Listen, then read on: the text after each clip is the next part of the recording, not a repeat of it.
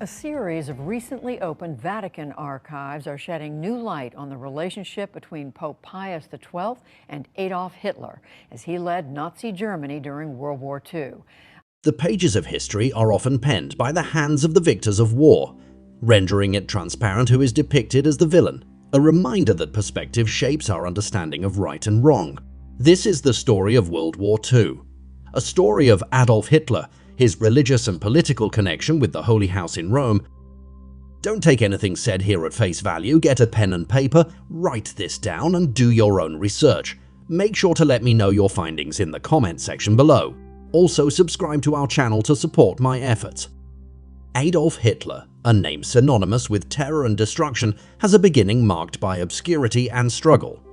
Born in Austria in 1889, Hitler's early life was marred by disappointment and failure. He was a rejected art student struggling to find his place in the world, fueled by ambitions. Then came World War I, a turning point for him. The war offered him a sense of purpose, and he demonstrated remarkable courage and leadership. The defeat of Germany, however, left him, like many, disillusioned and angered. It was during the chaos that followed, amidst economic hardships and public discontent, that Hitler found his calling in politics. He joined the German Workers' Party, which would later become the Nazi Party, and quickly rose to power with his captivating speeches filled with fiery rhetoric and promises of a better future. He channeled the public's frustration and despair into a fervent nationalism and hatred towards those he blamed for Germany's downfall. In 1933, his relentless pursuit of power reached its pinnacle when he was appointed Chancellor of Germany.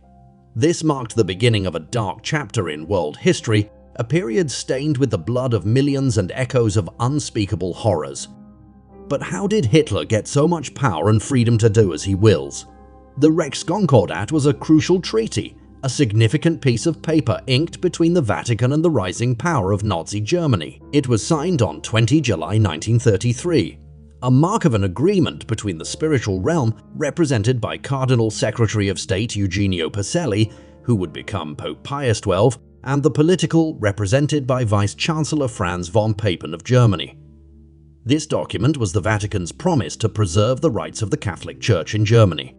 However, as history unfolded, this treaty became a source of contention, arguably granting moral legitimacy to the Nazi regime right after Hitler managed to acquire tremendous power through the Enabling Act of 1933. Supported by the Catholic Centre Party, the ink had barely dried when the Nazis began breaching the agreement, constricting the Church's influence to merely religious activities, trying to diminish its sway on political and societal platforms. The Reich Chancellery.By was not just another agreement. It became a symbol, a representation of the delicate dance between church and state, an emblem of peace between two powerful entities. The German church hierarchy, for the most part, viewed this treaty as a protective shield, a barrier holding back greater evils against the church. Despite its controversies and the restrictions it imposed on the political activity of the German clergy of the Catholic Church, it was perceived as a necessary measure. This agreement remained a focal point of discussions and debates, often echoed in the narratives depicting Hitler's rise and the horrors of the Holocaust when the world was drowning in the atrocities of World War II. Some raised voices against the treaty, deeming it inappropriate, but Pope Pius XII stood firm, arguing for its necessity and relevance. But what role did Pope Pius XII play during the Nazi regime? Pope Pius, the leader of the Roman Catholic Church during World War II, learned about the mass murder of Jews early in the war but kept the information a secret in the Vatican. The silence of Pope Pius XII during the Nazi regime raises perplexing questions about the moral obligations of spiritual leaders in the face of atrocities.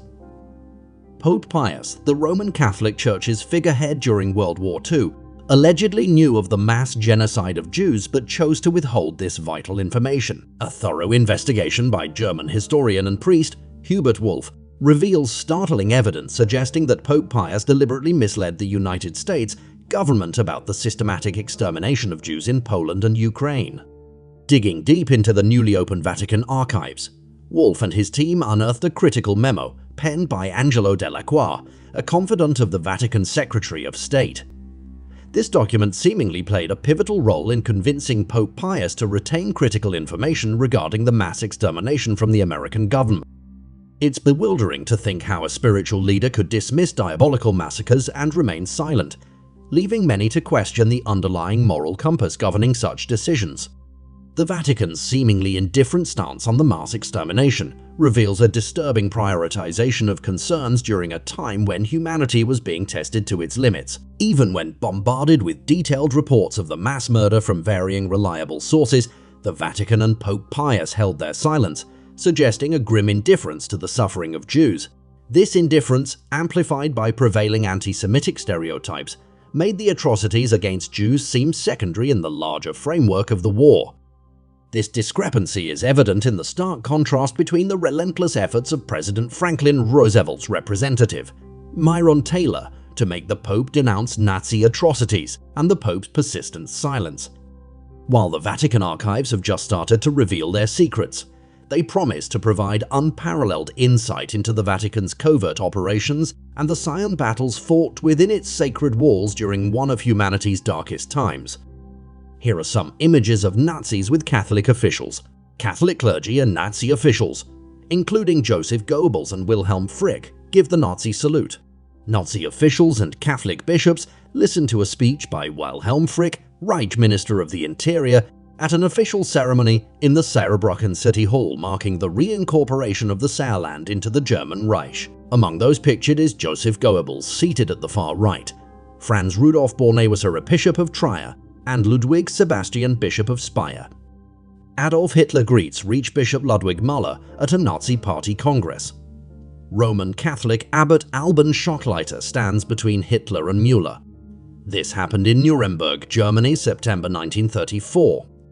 Ludwig Müller, a Nazi sympathizer, was elected to the position of Reich Bishop in 1933 as Hitler attempted to unite regional Protestant churches under Nazi control. This happened in Berlin, Germany, November 1933.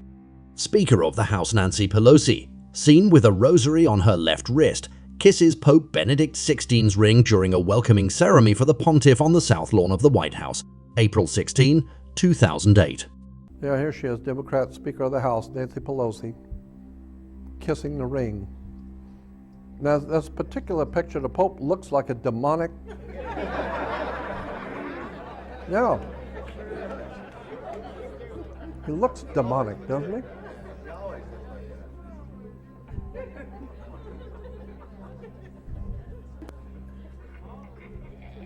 He's saying, yeah, kiss it.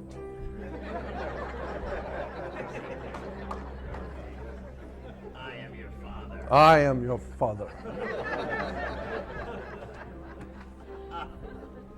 So what's the history of church in Germany? The tumultuous era of Nazi Germany saw varying responses from Catholic bishops to the growing atrocities, the rise of Nazism, and the devastating World War II. During this time, the episcopate of the Catholic Church of Germany was a significant entity, with German Catholics making up around 1/3 of the country's population. In the early 1930s, leaders of the German Catholic Church were vocal in their criticism of Nazism. However, with the ascent of the Nazi regime, the Church, seeking an accord with the government, faced immense pressure to conform and was persecuted. The regime bluntly disregarded the Reich Concordat with the Holy See, leading to numerous disagreements between the episcopate and the Nazi government. Despite these clashes, the Church never officially sanctioned any attempts to overthrow Hitler's regime. Cardinal Adolf Bertram, head of the German Church from 1920 to 1945, hoped for an agreement with the Nazi regime to protect Catholic entities and religious observances. While Bertram preferred avoiding confrontation, other bishops like Konrad von Preysing, Joseph Frings, and Clemens August Graf von Galen actively criticized many tenets of Nazism. However, the overwhelming detestation of Nazism within the Catholic Church did not prevent church leaders from supporting aspects of the regime's policies where they aligned with national aspirations. Any protests from the bishops about the mistreatment of Jews were typically conveyed through private letters to government ministers rather than public declarations. Pope Pius XI did order aid for Jews, but the papal nuncio in Berlin, Cesare Senego, focused more on the anti-church policies of the Nazis and their impact on German Catholics, rather than aiding German Jews. By 1937, the church hierarchy had grown disillusioned with the Nazi government, leading Pope Pius XI to issue the Mitbrennender Sorge anti-Nazi encyclical accusing Nazis of harboring hostility towards Christ and his church. Several German bishops condemned the Nazi sterilization law, and Bishop Clemens von Galen led protests against the Nazi euthanasia program. By 1941, a pastoral letter from the German bishops claimed that the existence of Christianity in Germany is at stake.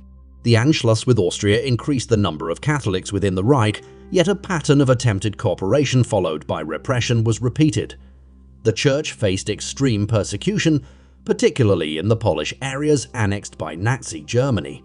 The churches in Vienna even pealed their bells for Hitler's arrival in the city on 14 March 1938, but such gestures did little to mitigate the repression and persecution faced by the Church. Have you heard of the Nazi puppet? The Ustase emerged between 1929 and 1945 as a Croatian organization marked by fascist and ultranationalist ideologies, recognized formally as the Ustasa Croatian Revolutionary Movement. This organization gained notoriety for assassinating King Alexander I of Yugoslavia in 1934, and was involved in committing the Holocaust in the independent state of Croatia during World War II, exterminating hundreds of thousands of Serbs, Jews, Roma, and Croatian dissidents. The Ustase's ideology was a fusion of fascism, Roman Catholicism, and extreme Croatian nationalism. The organization aimed for a greater Croatia, advocating for a racially pure nation and promoting the extermination of Serbs, Jews, and Roma, along with the persecution of anti-fascist or dissident Croats and Bosniaks, following Nazi racial theories. They embraced Roman Catholicism and Islam as Croatian religions, condemning Orthodox Christianity, predominantly followed by Serbs, before World War II. The Ustase functioned as a terrorist organization, aspiring to establish an independent Croatian state. In April 1941, they gained power in Axis-occupied Yugoslavia as rulers of the independent state of Croatia, a puppet state established by fascist Italy and Nazi Germany, with the Ustase militia serving as its military wing. Despite gaining power, the Ustase regime remained militarily feeble and struggled to secure broad support among Croat, resorting to terror to control the ethnically diverse population. While some Croats initially backed the Ustase regime, the brutal policies soon repelled many, resulting in the loss of support that they had initially acquired by establishing a Croatian national state. This regime and its ideals crumbled with the end of World War II in 1945 and the subsequent establishment of socialist Yugoslavia. Many Ustase members, attempting to flee, were captured and subjected to forced marches and executions during the Bleiburg repressions. Attempts to revive the movement by various successor organizations, like the Crusaders and the Croatian Liberation Movement, saw little success. That's it for the first episode of this series. If you enjoyed this episode, do hit that like button and subscribe to our channel. You can turn on the notification to get informed when we add more episodes from this series. See you soon.